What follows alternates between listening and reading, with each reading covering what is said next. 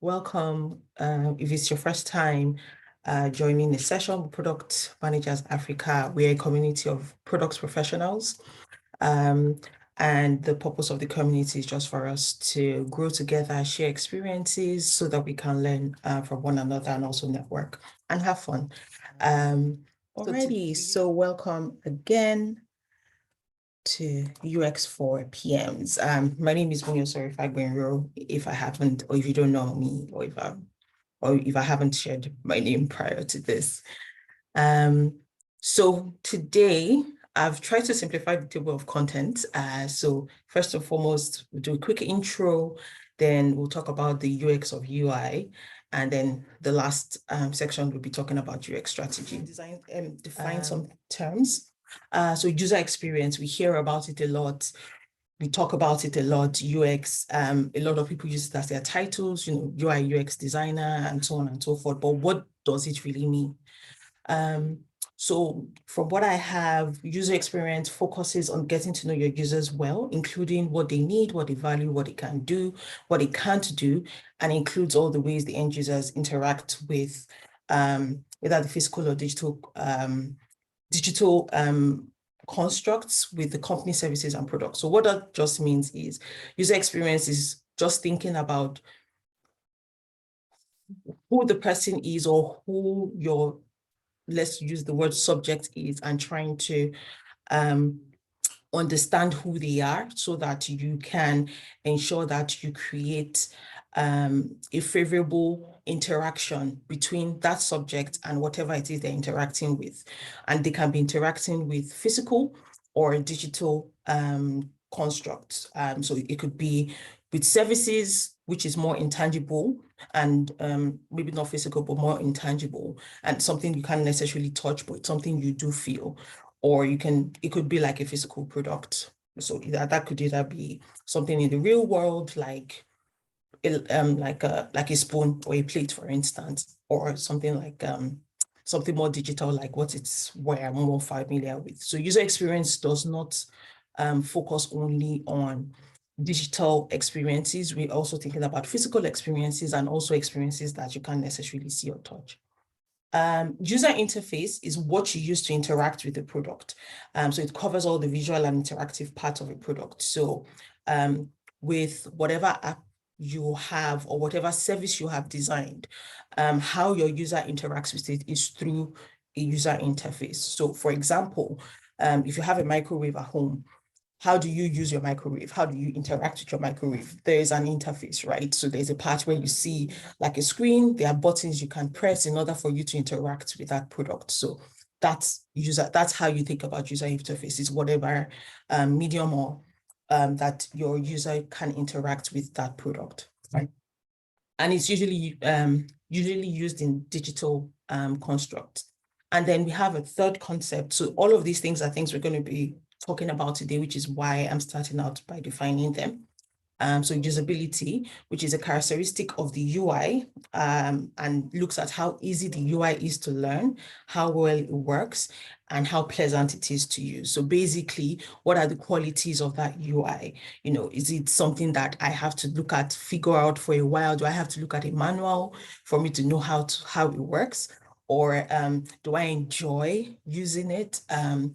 How easy is it to learn? Sometimes the best part about usability is you not needing to learn at all. So for example, if you go into an elevator, you don't want to go and figure out, what do I press? How do I know where I'm going to? How do I know, there are things that you just do intuitively. So usability is the ease of use of a product, essentially.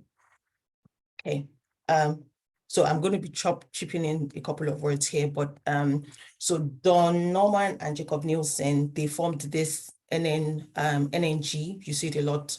They have a lot of articles, and they're like a UX company. So Don Norman and Jacob Nielsen kind of are seen as people who are, for lack of a better word, OGs in user experience. And they have defined user experience as the first requirement for exemplary user experience is to meet the exact needs of the customer without force or bother. And then next comes simplicity and elegance that produce products that are a joy to own and a joy to use. So what that just essentially means is the first part about user experience is function. Before anything, before any other quality, function. And then the next thing then comes like aesthetics. So function and aesthetics. So quickly, what are elements of user experience? So the user experience should be useful, which means it must fulfill a need. So remember, we talked about function. It must be credible. It means that it must be trustworthy. It must be honest. It must be transparent. No hidden qualities, right? Whatever you see is what you get. It should be usable, which means that it should be easy to use. I shouldn't have to cross certain hurdles or go through like a learning curve for me to be able to use the product. It must be accessible, means that it should be usable for people with diverse abilities. This word is usually used for people living with disabilities, but I think the reason why that can be so misleading sometimes is disabilities don't necessarily mean like people who are handicapped or what we typically see as people with disabilities. Disability is a broad spectrum. It could be people with visual impairment. So for example, I would be someone who is considered as someone with diverse ability, right?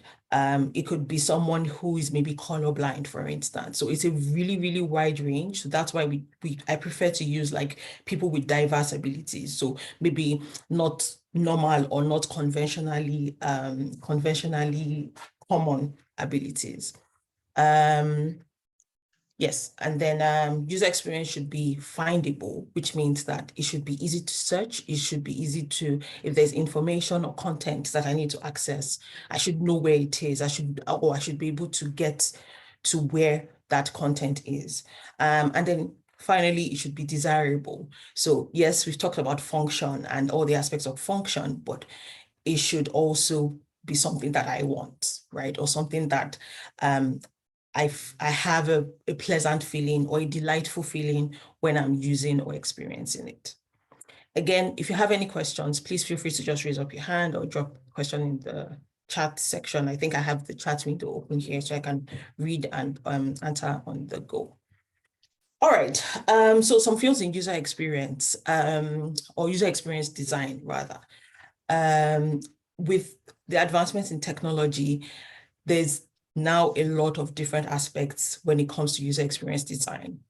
Initially, we just think about it as, oh, user experience design. And lots of people just think, oh, okay, it's an app or, it's a website or whatever the case may be. But there are different categories and they all have different requirements.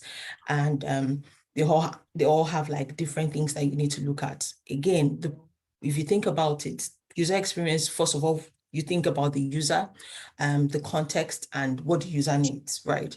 So for example, I know a lot of, I'm not sure if you use it a lot, but I know a lot of people use, for those who use Apple devices, use Siri a lot, right?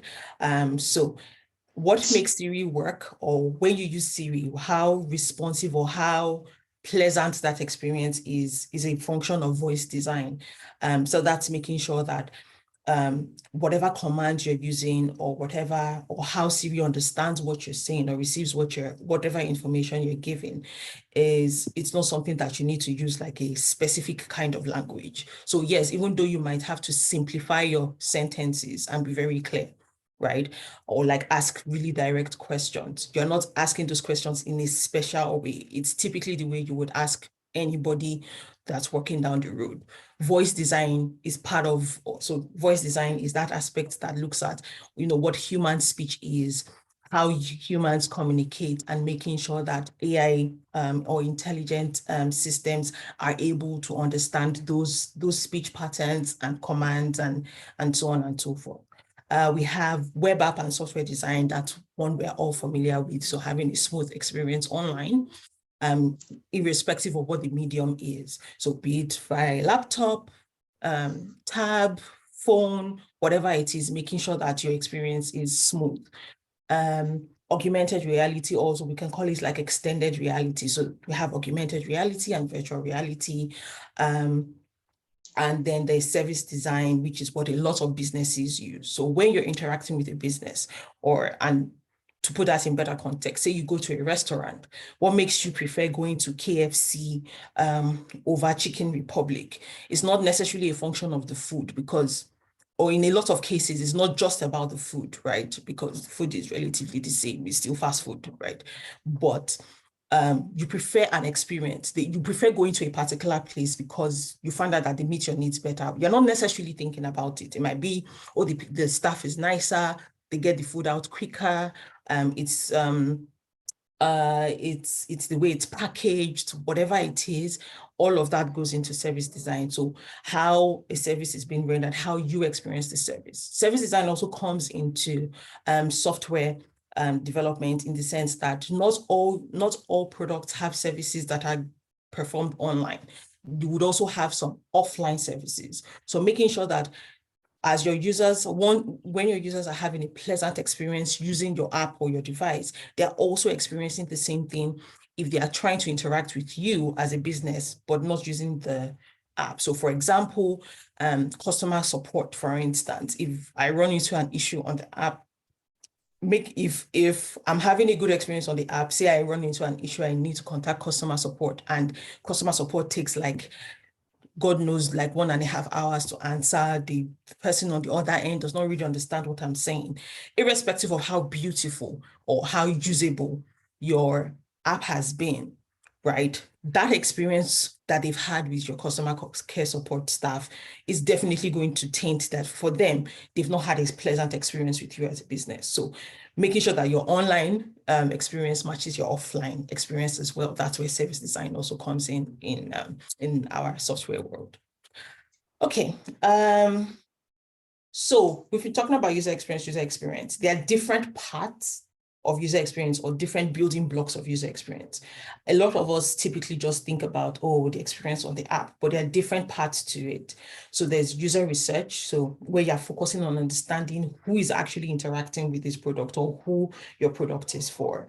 There's content strategy. We don't think about it a lot, but it's a very, very key part of user experience. So if you're using an app, the kind of messages you get, the error messages you get, how that is, addressed to you, or how certain things are labeled, on the app, all of that is part of like content strategy. There's a reason why a lot of people like Abeg, yes, because they like the language, they like the tone, right? The tone of voice. That content strategy, and that is a part of user experience. There is information architecture. How is your information organized? So if you think about it this way, when you visit a website, typically you know that on the top, for most websites anyways, the top has the top nav bar. You can find the major menu options. If there's an arrow, it's a drop down. How do you know what information to place where? How do you know which information is more important to the user at that particular time? If your user is visiting your site or your app or whatever, that information architecture, how is it organized and structured? Accessibility, how will disabled individuals, benefit or access your site? Are you using colors that don't have enough contrast? Do you give options for users to be able to enlarge text, or do you give them options to be able to use your app with accessibility technology? So for example, voice to text or text to voice, or however the case may be. Or do you give captions, or do you give like options for captions? For example, if you go on Netflix, you're watching a movie, sometimes even though it's in English, maybe some of the actors' accents are things that you cannot understand. So most times you turn on subtitles, not because you can't hear what they're saying, but because you know that there are things you would miss and you don't want to miss out on the context. Having that subtitle option there is accessibility. It gives you access to enjoy or interact or engage more with that product at that time. We also have visual design. So that is focusing on like the interface and the visual parts of the interface, and how it aligns with brand goals. So what colors are you using? What fonts, and all of that jazz. You have interaction design. So that's creating interactive systems. So interactive design is, so if you think about when you click a button, that response, if you're using like a mobile app or whatever, and there's a button there. If you click on it, you expect a certain response. So one, it might be, oh, you expect that button to get a little bit darker as you click on it or when it's active, because that gives you like an understanding that, yes, I have done something here. So that response that the system gives you is part of interaction design. So what are and they are very, very subtle. It's not just about animations. It's about certain things like that, or hearing like a slight click sound so that you know that, yes, I have clicked on this thing. It could be when maybe you're doing like a waiting period, or you're waiting for something to come up, or you've performed an action and it's going to take some time for it to come up. If you're just there, you're not seeing anything, you don't know what is happening with the system, right? So maybe having that hourglass spinning, or your normal spinner loader thing that's going round and round, or like maybe a progress bar that shows the percentage, that gives you an idea of what is going on. That's interaction design. That's part of interaction design. So making sure that whatever actions you're performing is almost as if that system is also responding to you. So it's an interactive experience. That's interaction design. User interface design. So we always think about user interface design as the visual design aspect, but there's a lot more that goes into it. So it's trying to focus on who your users are, what do they need, and how do you make sure that the interface has those, or is presenting that information or the content that they need in a way that's easy to access and understand. So again, it comes to so it's similar to information architecture, but this is more focused on everything else going on. So the colors, everything, how do you make sure that all of that makes sense or how are you arranging that and putting that together in a way that your users understand what's going on and it makes sense to them. And then we also have analytics. So it's fantastic for us to have all these other components, but if we're not constantly measuring, collecting information, analyzing and improving, then we're not necessarily doing user experience, or we're not focusing on user experience, because analytics is a big part of user experience. Okay, so I've talked about a lot of the components, but the focus of this presentation is strictly going to be, we're only going to be picking the user interface and the usability components, right? We're not going to be focusing on all the other aspects. Like you've seen already, user experience has a lot of components. There's a lot of things that go into it, but so that this conversation is short and sweet, we're just going to be focusing on UI. So that is the font, how all the visual elements and content elements come together in a way that makes sense to you. And then usability. So a lot about the function, usefulness, and adaptability, and also maybe something on inclusion. All right. So first, this is going to be a very interactive session. So it's not just going to be me talking over and over again.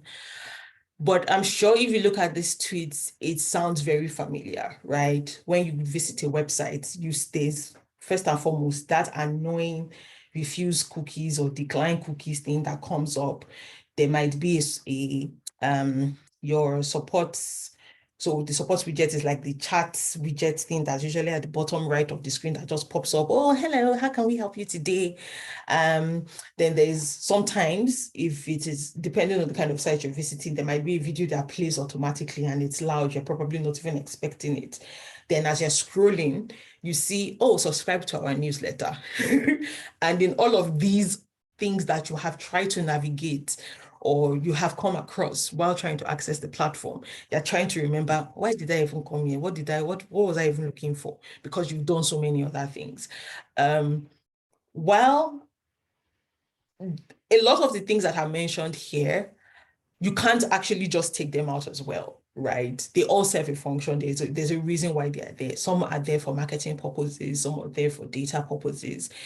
But the purpose of having a good user experience is understanding balance, right? But this is just something funny I just threw there, because I'm sure this is something we've all come across visiting websites or whatnot in our day-to-day activities. Now we're going to do or play this little game. I think in the news or the emails that were sent out when you signed up for this session, you would see I put a couple of like pictures there. So we're going to pick a couple of them and just look at it and actually think about it, right? So when you look at this picture, what do you think is wrong with what we're seeing? Can I give a try? Yes, please. Actually, we just see two bottles displayed in our front. There is no any explanation of what is it about. There is nothing that can just draw our attention to it like that. And they are not just specific. They just place a bottle in our front without not knowing what is it all about. Okay. No indication. I want to try next. Okay, no worries. Please go ahead. I want to try it. Okay, I can see there's one is a strawberry and one is a bleach. It can actually kill me if I pick the wrong one. Okay. Not labeled correctly. One is a drink and one is a bleach. Okay. All right. Anybody else? Hi. So I'll just say that the designs are similar. The bottle shapes are different, but the designs on the designs imprinted on the bottle, they are similar. And one is something that is consumable. The other one is a bleach. So it's very easy for consumers to easily pick up a bleach bottle, because in their heads they are picking up the strawberry flavored yogurt bottle, and then that just causes a lot of chaos. Fantastic. So if you didn't speak on this one, don't worry, I still have a couple of more pictures to show. So yes, all of you are correct. There's a lot going on here. The first and most important thing is the fact that number one, similar shaped bottles. Number two, similar shaped labels. As users in your day-to-day life, there are a lot of things that you do not necessarily stop to process when you see it. So for example, if you're going to a supermarket, you're used to, say you want to buy cornflakes. I'm sure some of us will have made this mistake before. Maybe you want to buy Kellogg's. And typically the box on Kellogg's is like white, I think green, yellow with the chicken and all of that. And I know that, is it Good Morning? Yes, Good Morning cornflakes looks very, very similar to Kellogg's cornflakes, right? So most times if you're in the supermarket, you're not necessarily looking at the box and looking at and reading the labels. You're looking for what feels familiar. And for Kellogg's, you know what it looks like in your head. There's a mental picture you have. So when you go to grab it, you're not necessarily grabbing it and looking at, okay, is this Kellogg's or Good Morning? It's just like, okay, this looks like what I'm used to. I pick it and go. Right. And that's one of the issues here. The bottle, same color, it's similar, but one is very, very dangerous. And the other is a drink that, you want to just throw back. Like sometimes you might not even think about it, you just unscrew and drink because this is what you're familiar with. So, and also someone also mentioned like the labels, they look very similar because again, when you're reading, the first two things that grab your attention is like Tesco everyday value. You're not necessarily looking at what is below, like, oh, what is this exactly? Even though they have different icons on the bottle, there are a lot of icons and stuff, right? So it's even different. You cannot easily discern it. So it looks very similar, and it's easy for you to pick the wrong bottle for the wrong reason. Yes, the right has too many text. Yes, there's a lot of text as well, and it's difficult to read. Abbas, there's no hierarchy in the description labels. Yes, that is absolutely correct. Tesco everyday value is common to both. And what is more important is what is this bottle for, or what is this product, right?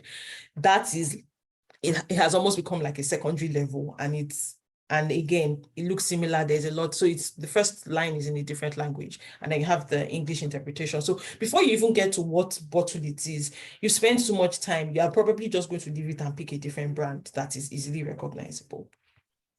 Okay. So let's move on to the next picture. All right. So we have this one. Does anyone want to give this a try? Is there anything wrong with this one? Yes, I can give a try. They are using similar colors for the buttons. White, the text is white. The abort also is white. So they are supposed to distinguish with a primary and secondary color, like something like maybe making the ears pink or dark or something.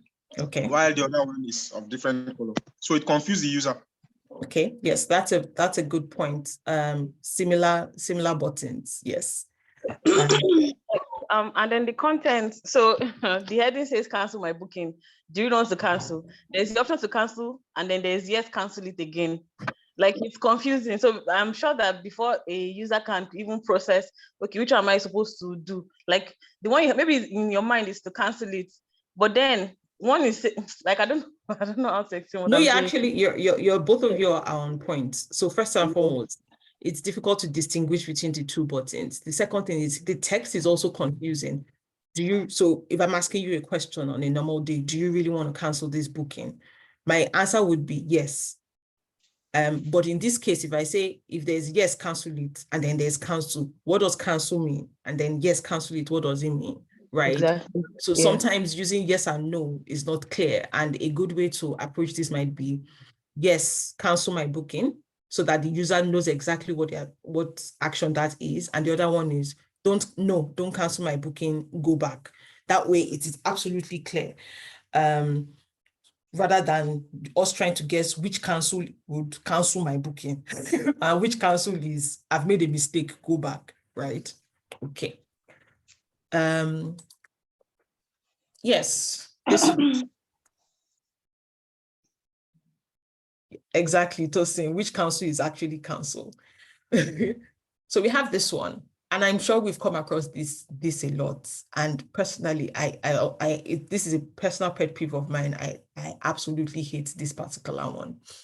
So first and foremost, there's so much going on, and it's almost as if the more you read it, the worse it becomes. So when you look at it at first, you think it is clear, but as you're going through it, it's like, okay, use 80-20, use one letter and one number. Okay, this one is also allowed. I didn't follow that. Don't use spaces. Don't use the same character 3 times in a row. Don't use part of the username. And then I've come down to the other one. It is passwords don't match. And unfortunately, there's no icon to even look at what password I have created in the first place.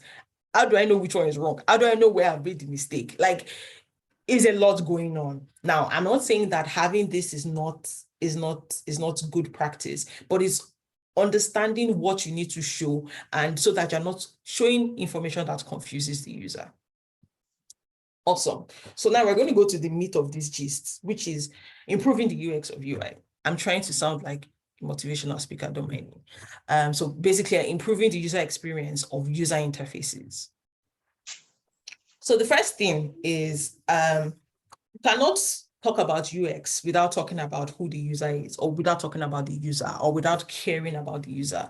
So basically, UX without the U is X, where X means don't do it, right? So like user experience without your users is going to end up in premium tiers. So for example, if you look at the illustration, the cat just wants to chill, right? But you've created this activity place, this activity, for the cat, because cats are very active. They can be very active. They can be very playful. Maybe the cat just wants to jump in and out of a box. That's enough for the cat. But you've created this complex system for the cats with different levels and all of that. And the cat doesn't care, just wants to go and sit down in a box. This is like a funny illustration of where you're designing a product, but you're not necessarily thinking about the user or who is using the product, because you're just coming with your own assumptions of what you think your users would need without actually thinking about what your users will need.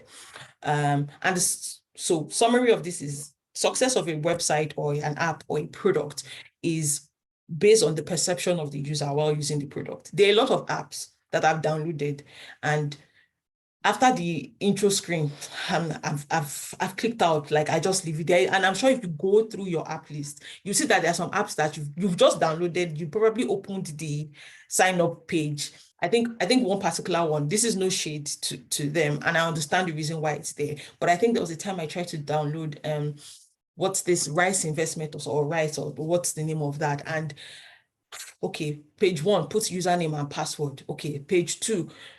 Phone number verification. Page 3, a whole ass form, my profession, my this, my that. And for me, it's like, I don't really need it. I just wanted to explore and see what this app was about, right? And so that process was abandoned at that point. And I'm sure there are a lot of you who have, yes, Rice Vest, exactly. And I'm sure there are a lot of you who have similar experiences where sometimes you are just curious about something and you just want to download and see what it's about. But the God do though, it's like, yes, don't kill me with plenty talk and plenty. I beg. It's okay. You move on. There are reasons why they did it that way, but And the reason why that was done was for that specific type of user. So you also need to think about your user and the different user journeys they're going to take and the different user categories.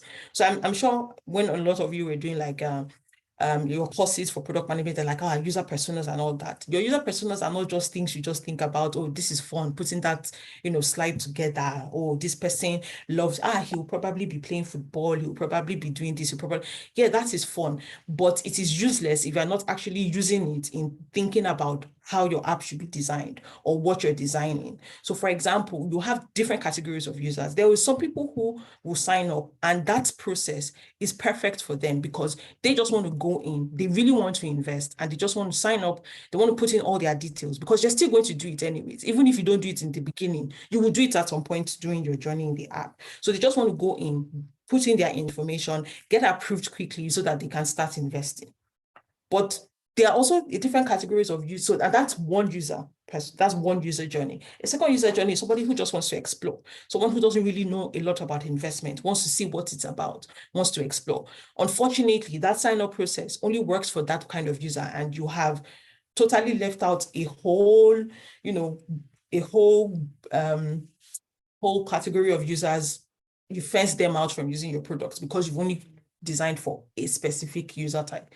And again, there's nothing wrong with designing for a specific user, but if you have like a different user goal or if you have different purposes in your organization, then it means you need to be thinking about more than one type of user and making sure that whatever you're designing would be applicable to all of them. So how do you put the U in the X? This is a lot about user research, and I'm not going to go into like a lot of details about this. So making sure you're doing task analysis and field studies. What that just means is find out how your users are performing a particular task. So a lot of people go into this when you're creating a product, or, oh, this is a product. I think, people, this kind of people will use this. You've actually more than not, except if you're coming out with like a brand new product that hasn't really existed before, it's something people have not used before, So for example, with the introduction of touchscreen phones, prior to that, we all had phones that had screens and buttons, below. That's new. But even at that, when they brought out that design, it was something that they tested people's how people interacted with it, people's response to that design, and improved and improved and improved. If you think back to the first touchscreen phones and what we have now, it is very, very, very, very extremely different. I think my first touchscreen phone was maybe a Samsung. Was it D500? There was one Samsung like that, and it was amazing. But responses were slow, icons were tiny. So sometimes if I tap on it, I've tapped like 3 different things at the same time. But now, it's improved. It was hammer press exactly, but now that has improved, and it's improving because there's like iteration or iterative design processes going on. So once you bring out something, observe how it's being used, then improve, then improve, then improve. But it's difficult to do if you're not observing how your users are currently using it. So for example, if that first touchscreen design came out and nobody looked at how users were interacting with it, users might have not felt that it was a problem back then. It was exciting, it was new technology, right? But by observing, that there's a better way to do this, or we can make this process easier, or we can make this action a little bit easier for the user. And then that is from observing how your users are using it. So task analysis, you bring in 1 or 2 users to perform a specific task. Okay, let's see you sign up. How do you sign up? And then just don't interrupt. Just by observing how they do it, you understand what is going through their mind, because a lot of times, and I'm sure you've seen that meme before, where there's a obviously paved or tiled pathway, and then users will just find the shortcut because they just want to go straight. They're not going to go in that L shape. So you need to look at how they're doing it and try to optimize for what they're currently doing. That's a way to think about it. There's also prototyping and testing. So it's not every time that you also have the opportunity to prototype first and then throw it out. Agile means that you can perform different actions at different times, or you don't need to follow it in like a step. It's not, I must do research first, then analysis, then prototype, then test. Not necessarily. You can start with, this is the idea, let's put it out there, right? Observe, then go back, research. It's a non-linear process, and sometimes you might have put out a design, and then once you see how that is used, you go back and, iterate, redo it, prototype, or that's prototype and test. And as much as possible, if you have the opportunity to, always test before you push out, right? But you wouldn't always have that situation in all cases, which is why it's sometimes you might put out an idea and then test later. But if you can, as much as you can, test your low fidelity ideas first. And then, yes, I've talked about it, iterative design and user testing, making sure that your users are part of your design process. You're not just sitting down in a room talking with your designers, oh, let's do this, let's do this, let's do this, let's do that. It is sometimes if you have a customer, if you're working in a business where you have customers walking, it might be, oh, one of those days when your customer walks in, approach them, oh, okay, I would like you to try something, involve them. Or it might not even be you doing that. It might be a deep study of your persona. Who is your persona? What are they doing? And putting them into real life contexts. So there are different ways you can do user testing or involve your user, but that's a different topic, and we have a long way to go. So I'm just going to move on from here. Okay, so the first part is making sure that your users are involved in the process. The second part we're looking at is usability. So what makes your product usable? And there are different points to it. So you can think about like learnability. How easy is it for your users to perform tasks? How easy is it for me to sign up? How easy is it for me to, perform that first action? Excuse me, how efficient is it? So once I've known how to do it first, how easy is it for me every time I come back to the app to pick up that activity again? Is it something I have to go through a hurdle to learn how to use again? So for example, if I go on to say, okay, the way Instagram works, for instance, if you open your Instagram app, you have to scroll, right? And every time you go back and open your Instagram app, it's not a different process. You know that you're going to continue to scroll, right? You're not just going to come one day and then, oh, we're moving away from scroll, we're now swiping. Then you're not efficient because your user has already learned the particular process of how to interact or engage with your app. They expect that every time they come back, it's going to be the same way, or I don't need to relearn or unlearn something in order to use your app. Utility, making sure that the app in itself meets your users' needs. So say, for instance, you are designing a product you want to design a product in the agricultural industry. And then what a lot of people focus on is like the e-commerce parts and logistics, or farmers don't get enough people to buy, right? So you want to create a website where they will upload pictures of their products so that people can buy and it should be transported easily. Fantastic. But you're not thinking about your user, right? Are your users, what kind of users, which kind of farmers are you talking about, right? Are you talking about the farmers who live in like the smaller towns and villages? Then you need to think about which kind of phones are they using, right? Who is going to be uploading? Maybe what you need in that case, if you want to really install that kind of system, or you want to really have that kind of system, is having an agent who has a platform so that, farmers the agent goes around visits the farm, takes the pictures and uploads. But if you're leaving it in the hands of the farmer, nothing will be uploaded because they need to learn how to use, it's not what they need. They just want somebody who's going to buy it off their hands once and move. So maybe what your service should be doing is also maybe just buying in bulk. And then you are the one doing the whole upload process or whatever, right? So it's thinking about, are you actually building what your users need? Again, that's a different topic on focusing on, how do you know what to build for users, right? And I think in the previous, there have been some workshops. I think the most recent one, Victor's one on product strategy and roadmap, covers a lot of that. Errors. Your users are always going to make mistakes. What errors do users make? How many times do they make these errors? And how easy is it for them to recover from making those errors? Satisfaction, how pleasant is it to use, the design? Now, this is a principle I typically use when I am working with a product.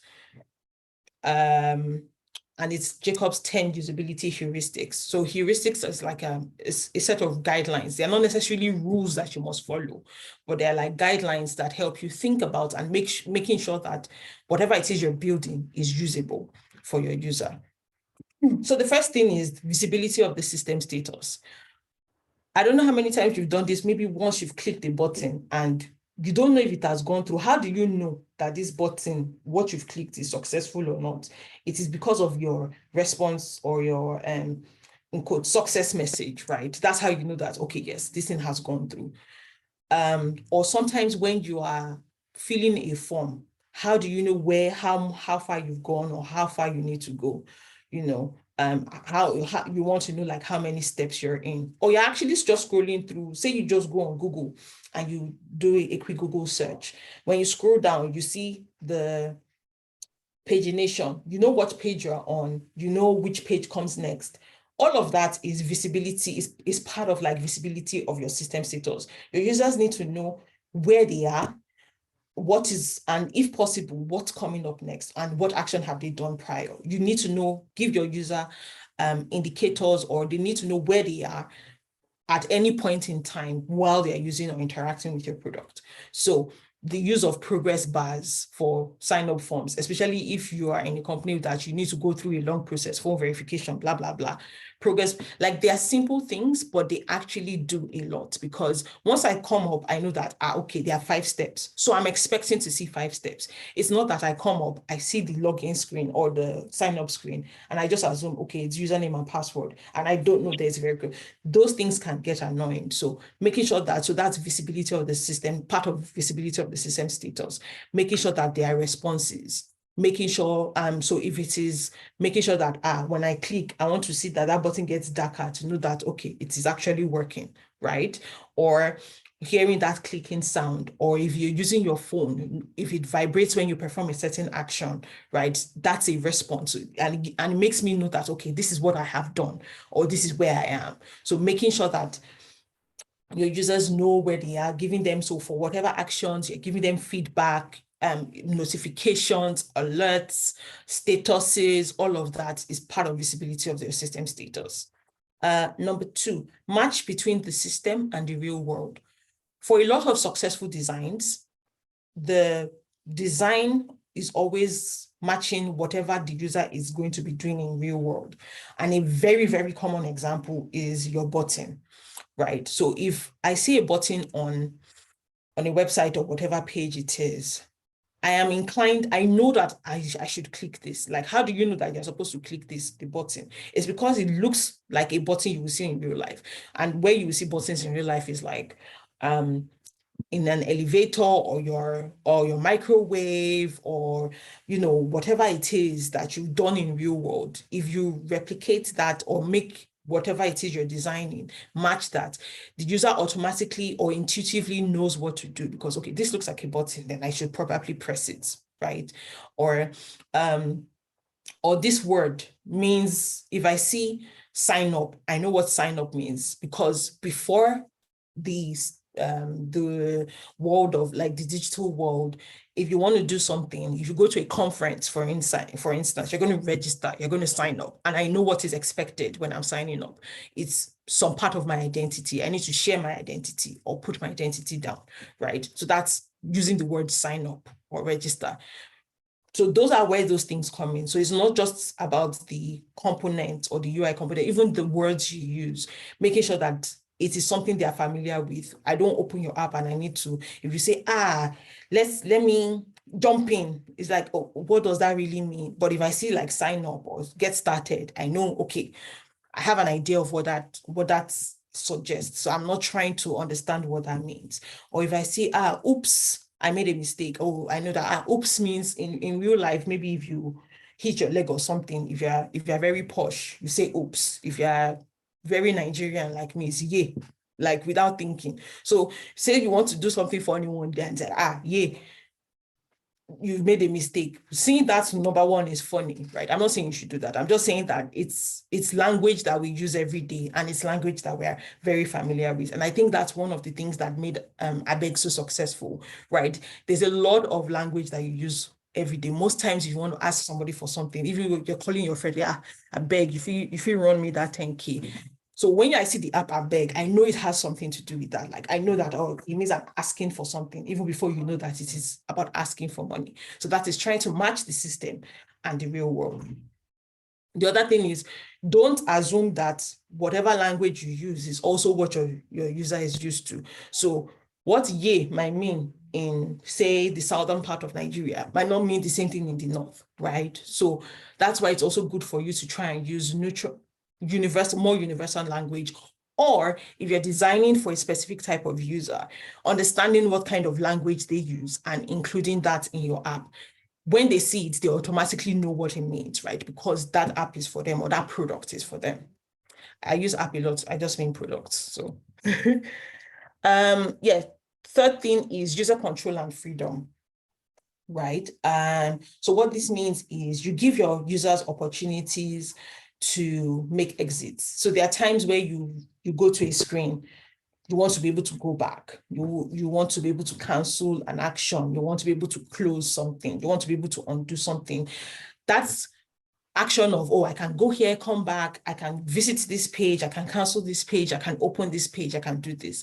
Basically, you're giving your users the freedom to be able to perform actions without them feeling like, if I do this, this is the final thing I do. Like I can't go back from here. Or so for example, there are lots of times where you download an app, it is useless for you. So you uninstall. The giving you uninstall, to you, it might seem like, well, that's natural. Not necessarily.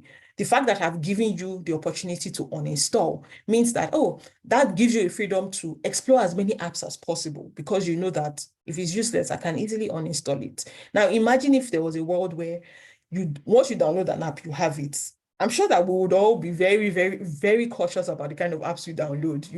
You analyze, you would do this. Maybe we'd even pay more attention to reviews, who knows? But because I know that if I uninstall it, if I install it, I can always uninstall. It gives you that freedom, the flexibility to try things, explore.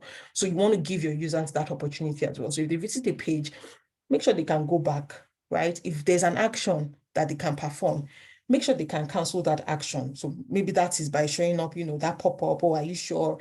All of that is not just there for usual convention. It's there for a reason, right? Number 4, consistency and standards. This one is something I like to share with, I talk about a lot with my design team. Now, UI design is very, very different from a lot of other kinds of designs, because UI design is not always about, let's do something new. There's a lot of, and this is the reason why a lot of people feel like they can just, go into design, right? There's a lot about design or UI design that is, you're basically repeating the same thing, which is why we have design systems, because that's a standard, is consistent. So you know that for any pop-up success message modal that you see, it looks the same. You're not going to see success message when you sign up as a success message when you pay for something. It's the same box, right? It's the same thing. It's not different. You're not going to design different things. So there's a lot about UI design that's about consistency and maintaining and following normal convention. So you're not trying to reinvent the wheel. Yes, nowadays, if you go to a site, you either see it at the top nav bar or the side bar. You hardly see it on the right, right? It's usually left, or you won't really see it on the bottom. Like I'm yet to see a site that has like the nav bar on the bottom. The reason why is not that we cannot design, with the nav bar on the bottom. You can, but your users will probably never use that system because it's like, it looks strange. It's not something they are used to. And that's the reason why things like the home icon is the same. Whatever it is still a pentagon. Whether you fill it, you put a door, you put window, you put whatever. The basic shape is a pentagon. And once I see the pentagon, I know this is home, right? That is convention. That is following like standards. That is making sure that you're staying consistent. It also means that if you have a design language or a brand language in your company, it means that you are also consistent with that. So even if you're creating a new feature, on the app, the new features design does not look significantly different. So what I mean the design, I just mean like the page colors or whatever, is not, or the icon style is not significantly different from everything else. So for example, if I've used fill icons throughout my app, or for most parts of my app, when I'm coming up with a new feature, I'm not going to use line icons, right? I'm going to use filled icons. That's staying consistent. And making sure, and what that does is it reduces cognitive load, because I know that if I come here, I know certain things, I know what to expect. It's not totally new. It's not totally different. It's not strange. Number 5, error prevention. And this is something that personally I'm very, very passionate about. Making sure that you have good error messages. It's not about 500. I've been in product management for like 3 years, and for the life of me, you see all those 404, 500, 503. I know it's like basic, but for me, that's like information I don't necessarily need to know. What does it mean? If I see error 500, what does it, my point as a user is, what does it mean? And what do I need to do to not get this right? And that's how you should approach it. It's not 404 not found. Okay, but what does it actually mean, right? It's probably, this page does not exist, or this page, or this, there maybe something is broken here.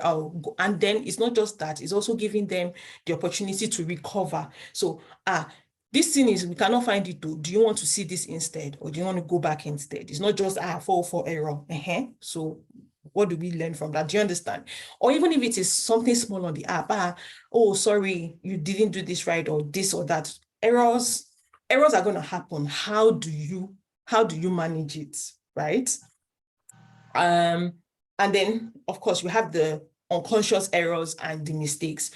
So an example of error prevention is this password creation that we saw earlier on. You want to make sure, you want your users to create a good password. But what is a good password? How have you defined it to the user? And that's where you give those conditions that, okay, a good password, it should be between this, you should have this, you should have this, you should have this, right? And then making sure that you have, making sure that the user has an option to see the password they have created helps them prevent errors when they want to confirm password, if you're doing that, right? So that way, if I've made a mistake in the password I've created or in the confirmation, I can easily recover. I can, okay, I put A here instead of an E, and then I can easily correct that. That's part of good error practice, right? So making sure there's a lot about errors that they will come across, but you need to help the users prevent errors. Think about it as, if you are driving on a bridge, for instance, why do we have railings on the bridge? On a normal day, right? Nobody in their good sense is going to drive off the bridge. It's not going to stay on the straight road, right? They're going to stay on the bridge, stay on their lane, or whatever the case may be. Nobody's going to go right into the ocean. Or if it is a overhead bridge, where you won't go right and dive deep or crash into the road below you. You put guardrails there so that in the event, ideally, nobody should do that. But in the event, because things can happen, you might want to swerve, you've over-swerved, somebody who doesn't know how to drive well, something happens, in the event that you swerve towards that direction, at least the rail there would try and stop. If your speed is not like excessive, try and stop, or if at all you even go over it, or whatever the case may be, it is there to help you prevent the accident in the first place from happening. That's why it's there. It's there as prevention. So when your users are using that app as well, help them prevent errors as well. Don't just leave them to do whatever they like. Put guides, if there are things that require suggestions. That's the reason why sometimes too, when you're filling a form, the asterisk, you can see there that when I say an asterisk, it means that this field is compulsory, or this field is required. I won't fill the entire form. It's very annoying for you to fill an entire form. You've filled in the parts that you think are important, because I don't know. For me, I've assumed that, okay, my name is important, email is important, my address, why do you need my address? I go to submit and you come back and then you tell me, actually, address is important. You could have prevented that by letting me know which parts are compulsory. Then I know which parts that I absolutely need to fill and which parts are optional, right? That's part of error prevention. And that's good practice. Sorry, I said I was passionate about this earlier, so I'm sorry for spending too long on this. Recognition rather than recall. So this is also points to don't give your users too much cognitive load. When they're using their app, it should not be mental, it should not be stressed. You want it to be intuitive as much as possible. And what that means is, if there are options, show them the options. Don't go and hide the options and making them like try to remember what option is what, right? If there's information that they need to use or see, put it there. There's nothing you're keeping it for. Let them see it there. Let them have access to it, right? For example, if you're filling a form, there's nothing wrong in putting like in gray, like an example of what information should be filled in that form. So for example, if I see a form that has name, I might not know if you want my first name first or my last name first, right? But if I see in the field that you've put it in, it might be faint, but you've put it there that first name, last name, then I know, okay, I should put my first name first and my last name. I don't need to try and remember, how did I put it when I signed up on the app, or how did I do it when I did this, right? Recognition rather than recall. If there's an activity your app does regularly, or if there's an action you do regularly, it is, and this is where some part of analytics comes in, based on maybe there's a particular option that users tend to select, right? Prefill the value in the fields, so that if it is different, then they change. But if it is not different, then it means that you've helped the user save time by not needing to fill in that option. But you can only know what pre-filled values to use if you've been monitoring your user and you understand what kind of their behaviors and their actions. So that's where, again, analytics comes in. But that's good practice, right? Your icons, don't just imagine that we know what this icon means. There's nothing wrong in just putting a label there. Home is home. Fine, I know it is home, but I don't want to have to remember it's home, right? Just put it there. It doesn't take anything from you. Yes, not having words there makes it look cleaner and finer. But last, is for your user, right? It's not for you. So labeling it is just good practice. I don't need to guess. I don't need to try and remember, oh, this is what this one stands for. It is there. I can see it. No stress. Flexibility and efficiency of use. This one is a bit more allowing users to be able to tailor experiences. And I have a very good example here. I am a very, very avid and dedicated Android user. I have never had an iPhone. I probably never will. Not because I think iPhones are bad, or not because I think they're not good devices, but I'm someone who loves to be able to customize. I love the fact that I can change my wallpaper. I love the fact that I can use a different theme on my phone. Maybe today I want it like, gold. I want like, gold kind of icons or whatever, right? I used to be one of those people who would download all these icon packs and everything to change, the look, the theme, the feel of my app. I love being able to personalize my phone. It's not necessarily a big deal, but I love having that option there. And that's one of the reasons why, for me, you cannot tell me that this is the only place I can put my icon. If I want to move an icon to page 5, I want to be able to do that. Don't tell me what I cannot do. But that is me, and that's my preference, right? So for me, I probably would never change my system, my app system, because I like what this offers me. This meets my need as a user. It is perfect for my user experience. For somebody else, it might be, a lot of people use Apple devices. I know a lot of people like to say, it's because it's common. That's not it. Apple also has a lot of unique things for users. System compatibility. If I have a Mac, I have an iPhone, it's the same iCloud. I don't need to stress with, because again, because I use an Android, if I have a system, it's Bluetooth I've used to transfer or do things to share files. But for Apple users, that convenience is there, right? I don't need to think about it. So if I can go from my laptop to my phone to my watch. Compatibility, device compatibility is a big thing, right? But that is because that is their need. That is what they like. That's what they want. And so I meet that need. So making sure that your app or your product is flexible and efficient to use. If you know that you're designing a platform for developers, for instance, a lot of their apps are in dark mode. Give them the option to have dark mode, right? That makes it even more pleasant, that because they feel like, okay, yes, this is made for me. I can change this, right? Allow them to tailor. If it's that I perform a frequent action, regularly, being able to, set that so that it's almost like automatic. It happens over and over again. It gives me the opportunity to tailor that experience and personalize it and make it even though you've designed it for the user can even make it more for them, right? That's the whole flexibility and efficiency of use. Don't worry, almost done. Again, bad user experience practice. I did not put labels, so you know how many slides are here in case you're tired of hearing me talk. I'm rounding off soon. Aesthetic and minimalist design. Now, minimalism does not mean no design. It does not mean, oh, just black and white. It does not mean using line icons. That's not what it means in this context. Minimalism means that make sure that the information you're displaying is what the user needs to see. If you remember that picture we showed initially with those bottles, the 2 bottles with the labels and everything, there's a lot of it that is jargon, right? They could have made, if it was just a simple label with bleach, yogurt, whether it is pleasing or not, the information I need to see is there. But you've put colors, you've put icons, you've put all sorts of things. It's difficult for me to even know what this is for. And it's easy for me to bypass or even make a fatal mistake in making a decision or making a choice, right? So minimalism means make sure that the information they use, don't put unnecessary jargon. The information the user needs to see, put it there. Don't add jara to it. Don't put flavor. Don't make it, just put it there. And make sure that the information you're displaying is what is important to the user. Don't add unnecessary, oh, let's put pizzas. What they need to see, show them. What is most important, show them, right?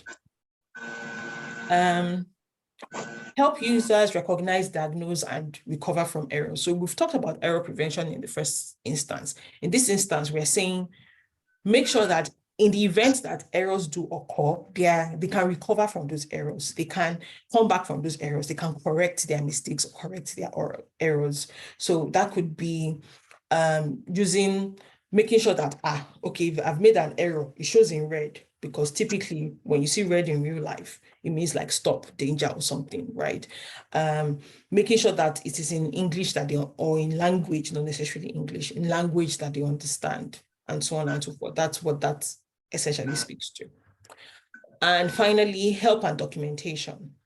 I know a lot of people tend to gloss over this, but when you are coming out with a new product, your FAQ section is one of the most important sections that needs to be, as you are thinking about launching that app, make sure that that section is on your website.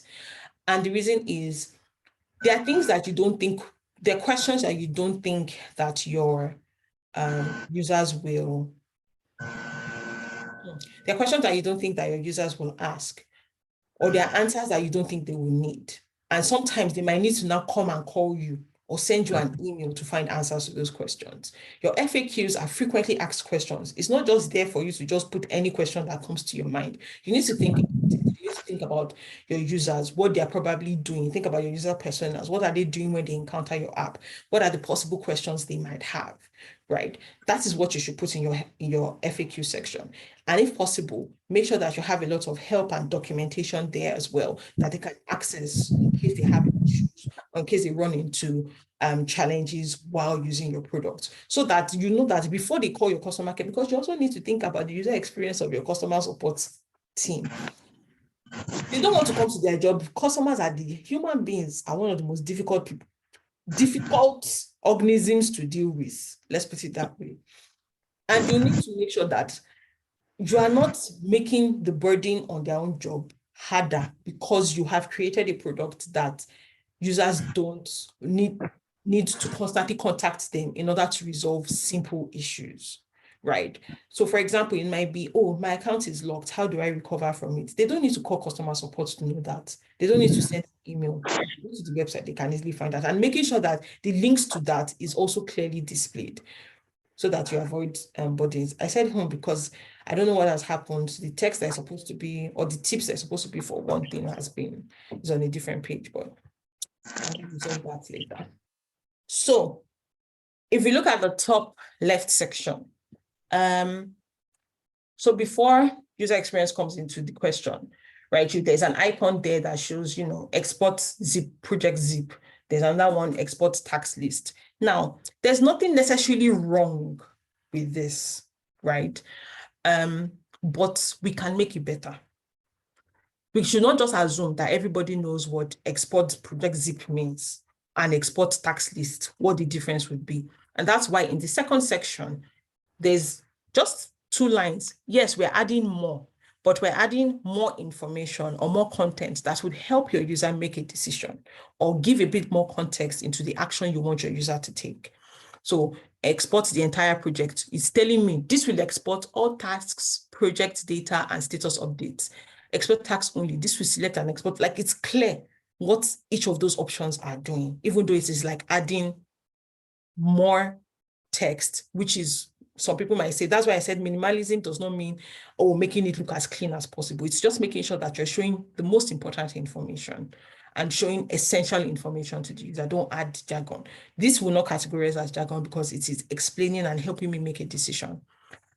Bottom left is, something went wrong on our end. I'm not seeing 401. I'm not seeing 502. I'm not seeing anything. I just know that, okay, it's an issue on them. It's not even a mistake I made. It's a mistake that is probably happened with, I don't know what it is, your system, server, whatever.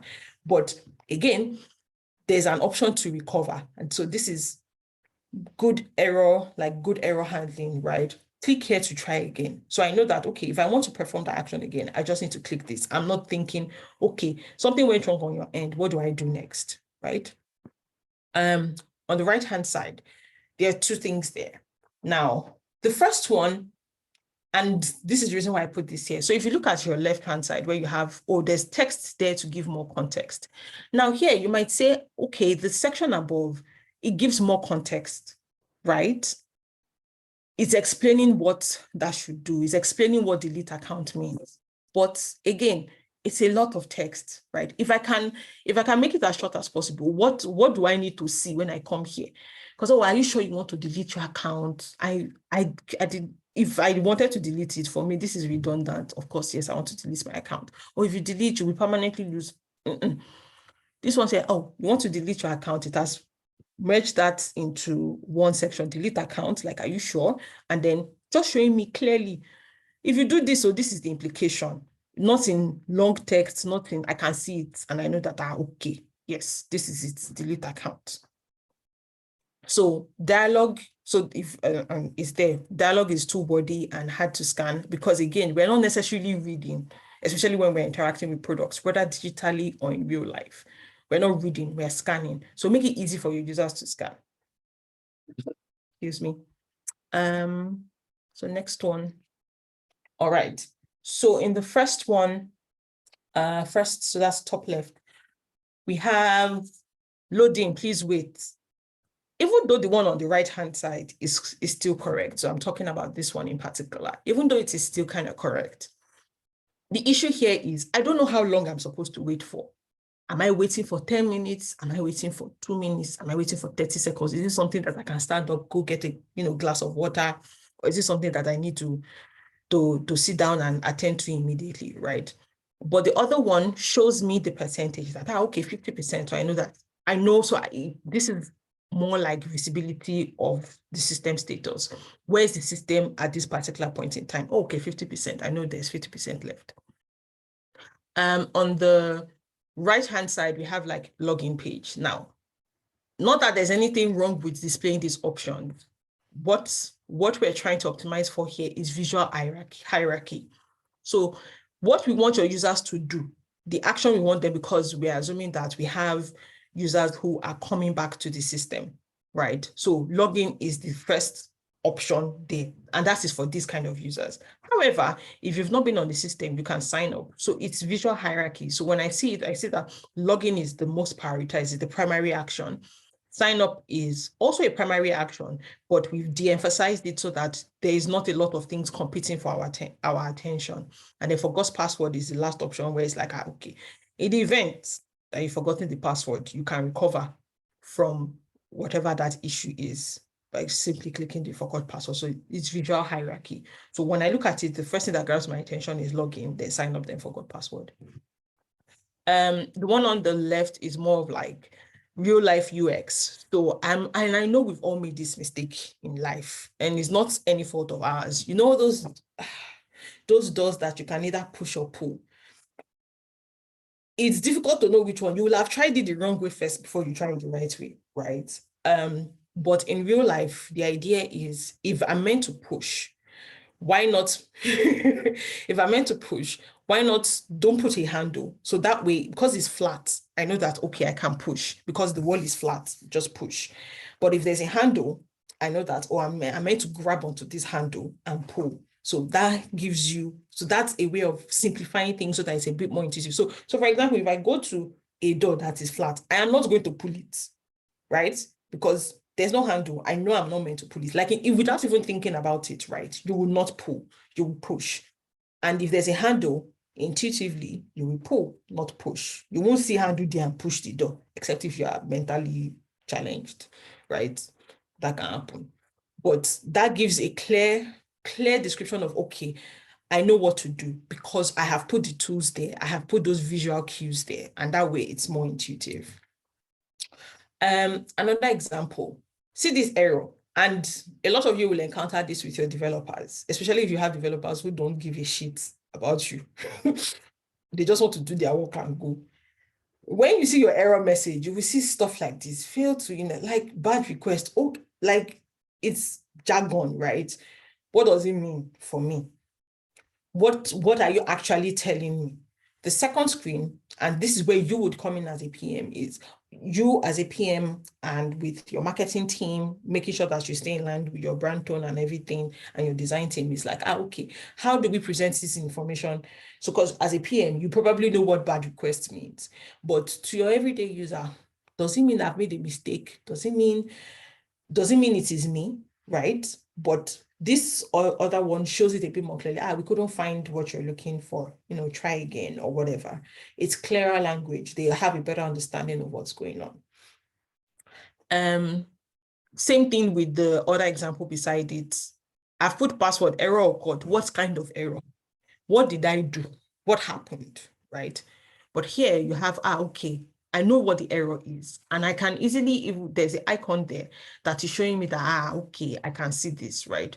Incorrect password, if you don't, and even though there's forgot password down here, because there's that message, that alert that has come up that, incorrect password, if I don't remember it, reset it.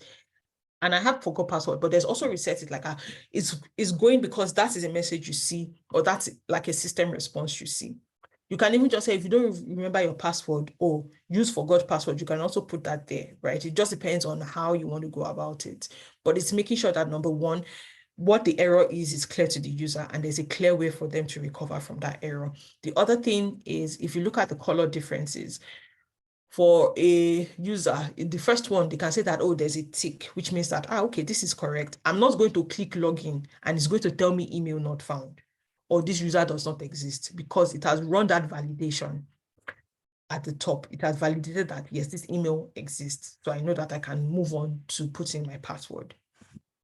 They are simple things, but they make a lot of difference. Okay.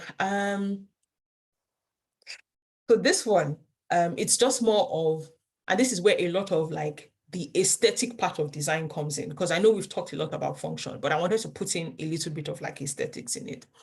So please select this option, like the drop down, yes or no. There's nothing wrong with that. It's actually fine. But aesthetically, there's a way that you can make it more appealing, right? Rather than say yes or no, let me tick on tick if I want to receive push notifications. I don't need to select an option. I can just, the tick box means I'm for it. If I don't check it, I'm not for it, right? Or push notifications using a toggle. The reason why the toggle is there is like, it's just easier. And it's also like a fun interaction. It's something that, because I know that if I press it, it goes, there's a little animation, micro animation, goes, to the left. If I toggle it on, it goes this, and I know that it's on, right? That's some of the aesthetic things that you can put in to make that experience even more delightful and even more, or it enhances the function for the user. Same thing like select, if you have few options, right? You only have, for gender, we know that now it used to be 2, but now we have 3, right? There's no need for drop down. Just display the options there. Let them select what they have. Then this other one is select an action. So the reason why I put this one there is this speaks to a lot of things, including system visibility. So if you look at the one on the right, you have load, unload, send to location, turn on, turn off, raise, lift. I don't know where the system is currently at. I don't know if it is currently turned on. So if I click turn on, am I repeating the same action? But if you look at the one on the left, it kind of gives you a sense of where the system is. So I know that available actions is load. I know that the system is currently in on load, right? Available option is turn off. Then I know that the system is currently turned on, right? So I don't need to. And then if I click on turn off and load, the options that will be displayed to me will be on load and then turn on, right? So this kind of just gives you, don't put the two options there. Make the options are displayed in a way that makes the users know where they are in the system. How you as a product manager, how you're working with your design team.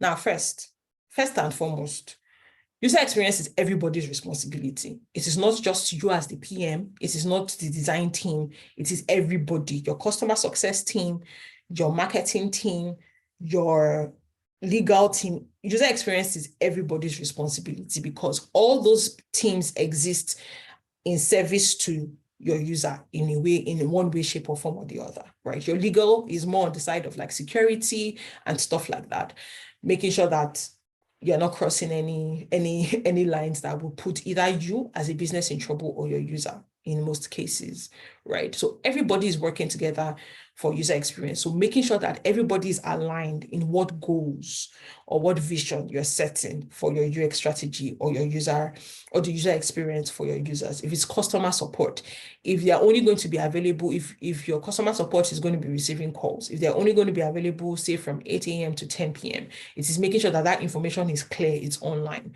It's making sure that you're helping your customer experience reduce the number of calls by helping your users or giving your users the opportunity to resolve their problems themselves without having to contact them.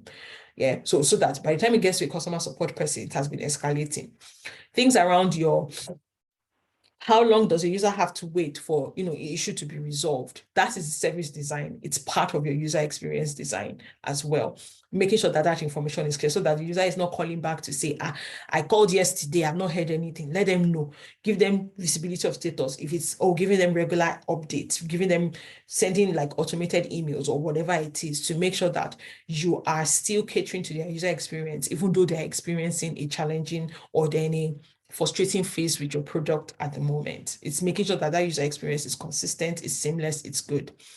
It's everybody's work and it's a collaborative activity. You're constantly in conversations with people, your marketing team, making sure that the brand you're putting on social media is not different from the brand when I download the app, right? And this is like a sub to one of my former companies anyways, but making sure that that is consistent. The way they sound on social media, is it sounding similar? If you're fun and young on social media, making sure that on your app, you're not sounding formal. Oh, please do this. Kindly do this, right? If that's the language you're using there, making sure it's translating to your app. It doesn't also mean that you are using the same brand colors, right? Another than this is a different conversation, like UI color palettes and everything. But making sure that if your brand color is like yellow and orange, when you're translating it to the app, it is not that you're making your app yellow and orange.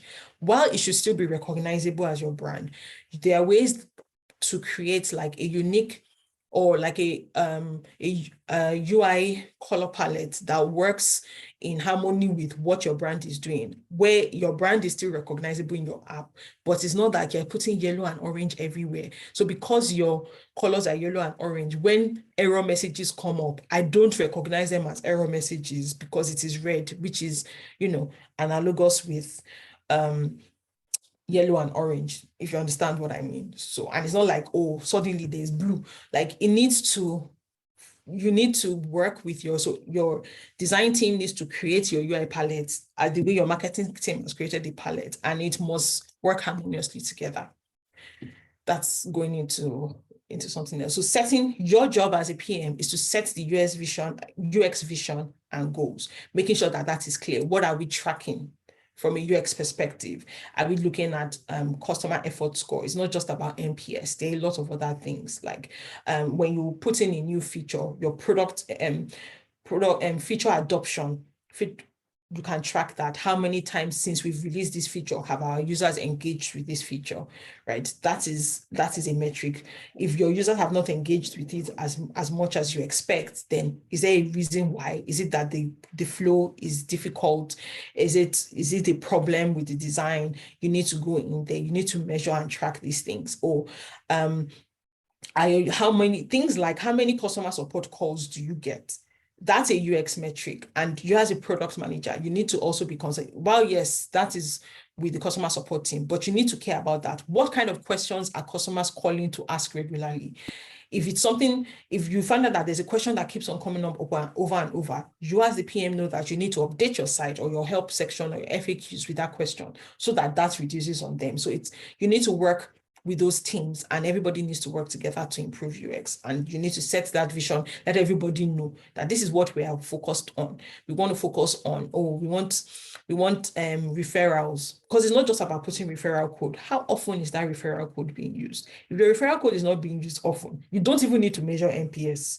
Don't know. You already know that your NPS score is going to be low. Nobody's recommending you if you are not using your referral code. Then how do we improve this? How do we make sure that we're getting a lot of people, recommending our app?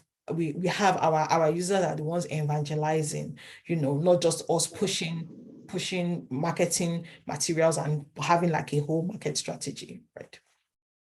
Then create clear design documentation. It is not just when you're in meetings and you just tell your designer, let's do this here. Make sure that your documentation is clear. It is not personally, and this is the personal thing, I don't think it is your job as a PM to go and be creating wireframes by yourself without your designer. If you're creating wireframes, you're doing it with your designer there, because a wireframe is putting structure. It's more tailored towards like information architecture and everything, right? So you're putting structure. Which elements are we putting where? And why are we putting these elements here? Is it because we want the users to focus on this more? Or is it because we want them to focus on this one more? That's very important. You do not create wireframe by yourself. You create it with your designer. Preferably, I ask my designer to create it while I'm working, and we're like, okay, let's think about it this way. When you're doing your UX, your research, you're doing it with your designer. You're not doing research on your own. If you're talking to users, you're talking to users with your designer. Because if they are not talking, they are only going to design. And that's why I feel personally that a lot of designers, I'm not saying most, a lot of your UI or now product designers that we have out there are like graphic designers that want to go into product design. Not a lot of them understand the principles. It is your job to educate that, okay, you're doing user research, let us do it together. We are talking to these users. We're talking, if they make a decision, they should be able to back up their decisions. They're supposed to be able to back up their decisions with your users. Oh, from this observation, our users have done this, or based on this user persona, or based on this user journey. And your user journey is something that you have created. So those are like design artifacts. User flows. If you're someone who doesn't do user flows, you need to get acquainted, because rather than stressing so much about what it looks like, how does it function from sign up to what? What are the expected actions? Because for me, when I'm working with designers, because I have that design background, there's a tendency for me to overstep. I want you to be, so what I tell you, I give you your requirements. This is what this feature is supposed to do. This is why we are doing this feature. How do you think your job as a designer, how do you think our users should interact, or how should they engage, or how should they perform this action? You are just telling them what needs to be, like, this is what the outcome is supposed to be. How they get to that outcome is their job, and leave it for them. Don't put your nose into their business. Give them space, because they too also need to flex their design muscles. They also need to be creative, right? Your job there is working with them to make sure that what comes out at the end of the day is something that not only appeals to your users, but is usable by your users. So they might want to, okay, I think red and green are great for this. Okay, fine. Let's think about colorblind people. How would this come out? Would they be able to know the difference between the success screen and the error screen? it's just putting things like that, helping them design better. That is your job, right? And creating clear documentation. If there are outcomes, don't tell them how it should look. It is what the outcomes are. We want users to be able to sign up.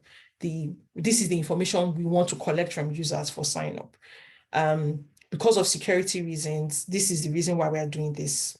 We need them to create strong password. This is what a strong password should have, right? Leave it there. Let the user design it how they feel it should be represented. And if you don't think it works in favoring the user, it is having a conversation, understanding why they put it there, and also sharing your own views on why you think maybe your own way is better. So clear design communication. Don't overstep your boundary. Don't step into the shoe of the designer. And the last thing is communication. You're always going to be communicating. You're always going to have conversations, and it's not just with your design team, it's with all the other teams in the company. You should be a representative of like a design center. So when we say design center, we mean like a user-centered culture. Whatever it is we're doing, we're not just thinking about ourselves. You're not designing for yourself. You're not designing for people in your company. When you're asking for feedback, you won't get good feedback from people in your company, to be honest. It's not like, how do you think the user will see this? Ask the user. Because your company people, number one, you already have blind spots because you've been working with the product closely, right?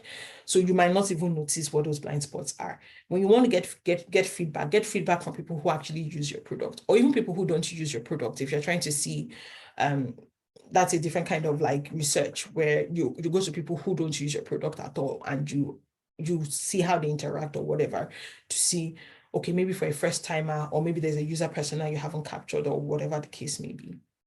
So, but you can see that user experience is so much bigger than what a lot of us think about it.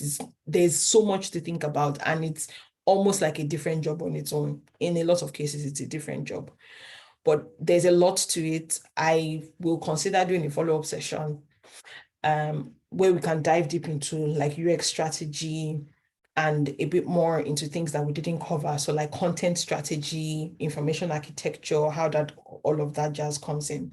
So all these links are clickable. So the Norman Nelson group is really, really good for like UX information. You want to learn more concepts in UX, they're fantastic there. So I have a lot of links to like specific things there, our articles. There are a lot of other companies that do that as well. So thanks everyone. Have a fantastic Saturday.